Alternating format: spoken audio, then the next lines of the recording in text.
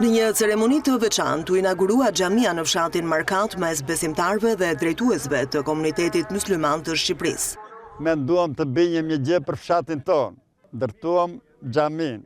Gëzohem shumë që janë mbledhur tërta njerëz për këtë gëzim. Do përpiqemi të bëjmë maksimumin që ta gjallërojmë për aq sa është në mundësinë tonë. Dhe unë jam i bindur që zemrat tuaja do të lidhen me këtë vend.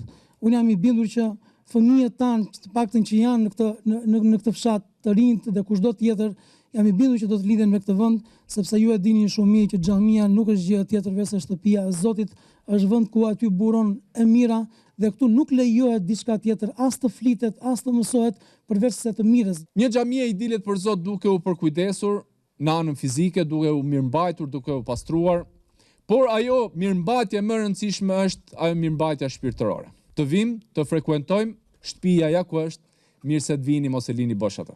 Xhamia e Markatit u prish në vitin 1967 nga sistemi komunist dhe ringrihet sërish pas 58 vitesh. Punimet e xhamisë zgjatën rreth 2 vite, duke bërë të mundur që banorët e këtij fshati tashmë të kenë kultin e tyre. Sipas historisë të treguar ndër vite, në vendin ku ndodhet xhamia, ka qenë një gur i shenjtë ku banorët luteshin, i cili u zhduk në kohën kur u prish edhe xhamia.